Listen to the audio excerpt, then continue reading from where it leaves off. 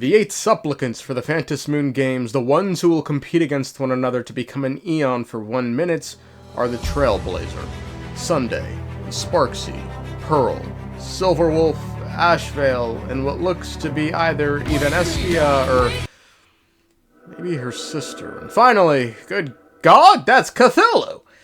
You know, some weird, mysterious tentacle man. Well, if you needed to head out, there you go, man. There you go. I'm nothing if not a benevolent keeper of information. But if you're sticking by, we're gonna talk a little more about these 8 supplicants, how they got their masks, you know, what's going on with Evanescia, La Mancha's true identity, or I mean, Ashveil's. And try and answer who is bringing destruction to the world of Ahatopia under the name the Herald of Death.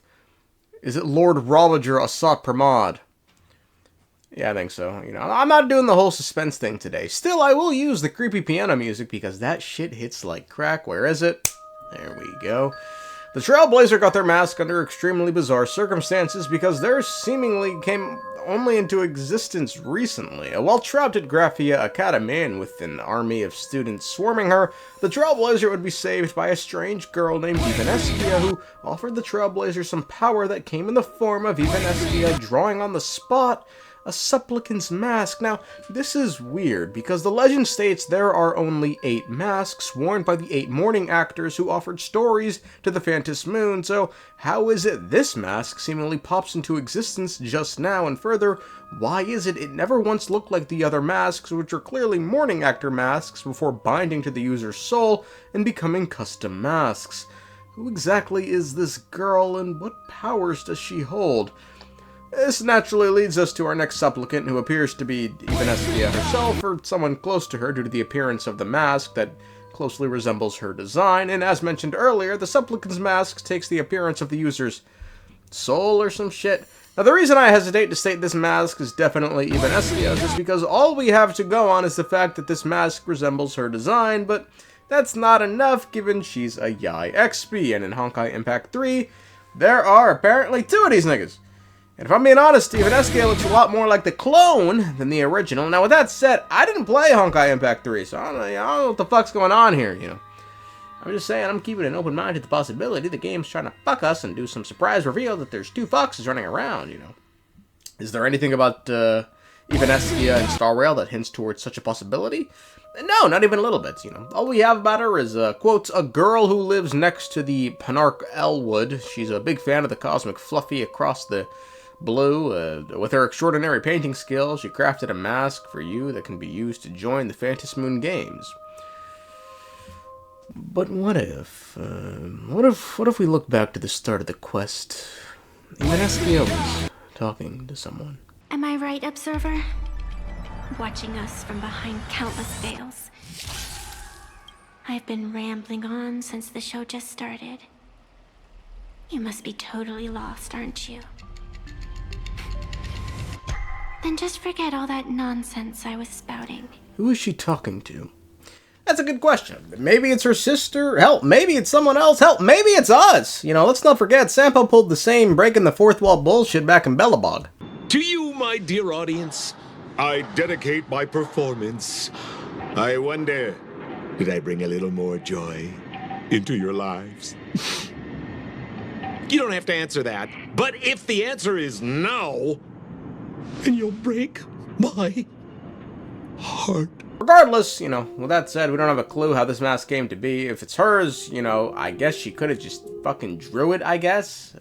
Because, you know, she has the power as demonstrated earlier. Supplicant Sunday got a mask after Yao Guang, you know, just sort of fling that shit onto his head after realizing if she wore the mask, she'd become too powerful, and her divining would lock this world's fate toward complete annihilation. They got their mask from the Sinwish Syndicate, who got that mask from, who knows, man, through certain means, the boss did. Now, the next 3 supplicants are all closely intertwined. They are Pearl, Ashveil, and SilverWolf, and I say they're all deeply intertwined because the source for all 3 of the masks is Pearl herself, who as CEO of Planarcadia had in her possession 3 masks. She donned one herself to take part in the games, gave another to SilverWolf in exchange for the secrets of Imagenesis, which is the ability to create independent realms, and finally gave one to Ashveil, who she'd long been trying to recruit through an offer of a mask to take part in the games to further help keep the IPC's control over the games absolute. Ashveil had long said no, but following the massacre at the Sinwish Syndicate, decided to accept Pearl's offer of joining the games to seek revenge. Only victory can bring solace to the fallen. No. What consoles the dead is only justice. Now Ashveil, whose true identity is most certainly not a detective. You actually found me? Guess that makes you the real detectives, huh? To hunt down Evanescia. I'm afraid you can't afford my price.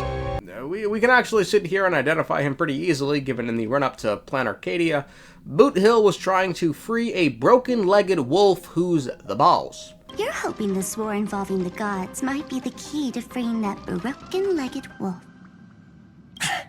Who else knows about that? But remember what you said. Leave the boss alone. Now, given Ashveil is represented by a wolf, follows the hunt, and could be the boss of Boot Hill, this would make him La Mancha, who, for those unaware, is the leader of the Galaxy Rangers. This would also, help to explain the situation with the narrator monkey and Ashveil's hostility towards mimetic viruses, as the Galaxy Rangers have long been trying to track down Dr. Primitive.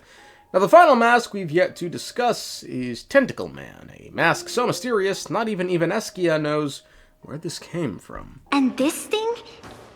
When did it sneak in? Now, we have absolutely nothing about whose mask this is, other than, what we're looking at, which should be a reflection of the wearer's soul, which would make this like an octopus, I guess? I don't know. Even this is nothing to go by, given our masks are raccoons, and, we aren't a raccoon, so just because his mask is all tentacly doesn't mean that, he's all tentacly. Now, let's do some outside thinking. It's likely whoever wore this mask is the one, replicating the Herald of Death strategy for the Phantom Moon games and massacred all the people at the Sinwish Syndicate, which is feigned through killing, and I say this for 3 reasons that they're a supplicant. The first, because, why else would one commit a massacre? And the second, because why else would Ashveil join the games to get revenge on whoever killed the Sinwish Syndicate? If they themselves weren't a supplicant, it wouldn't make sense why he'd have to become a supplicant to get revenge on them. And third, because when Kuchiba said there can be no repeat players in the game, no one said anything. You've heard the rule, haven't you? No one can enter the Phantom Moon games twice. So let me give you a piece of advice. Don't let rage gnaw away at your reason. It's bad for your health. If they didn't think that this fucking killing wasn't connected to the game, why then would they bring this up? So with that in mind, who is this person? Well, it's not the original Herald of Death, given they were executed 5 years ago, and again, there's the before-stated rule barring players from taking part in the games more than once. So who is it that's bringing destruction to Ahatopia? Well, isn't it convenient that a Lord Ravager, an emanator of the destruction, the one emanator who wants to bring ruin to the path of the elation, decided he wanted a piece of that Ahatopia action? Bring forth your spectacle and brawl till you're broken and bleeding. Destruction and mutilation. Isn't that elating? Machiavelli on a new journey. I know you're watching. Guess who I am right now? Yeah, guess who I am. I guess you're the killer. Okay, that's my guess. And he's conveniently silent right now. At a certain point, he's gonna have to fucking enter the narrative. And, what better way than, oh my god, there's someone going around killing people! So he's the obvious answer. The biggest problem is, this doesn't really fit Asat Pramad's style at all. He ruins entire civilizations over decades, never revealing himself. That's his strategy. It's why he's the chess master, the chess piece. So the idea that he personally killed the Sinwish Syndicate is dubious at best, but I still think it likely he could have done this as part of a larger ploy to destabilize the world by having Ahatopia relive their most infamous memory. So yeah, I think it's him. How he got a mask? Not a clue!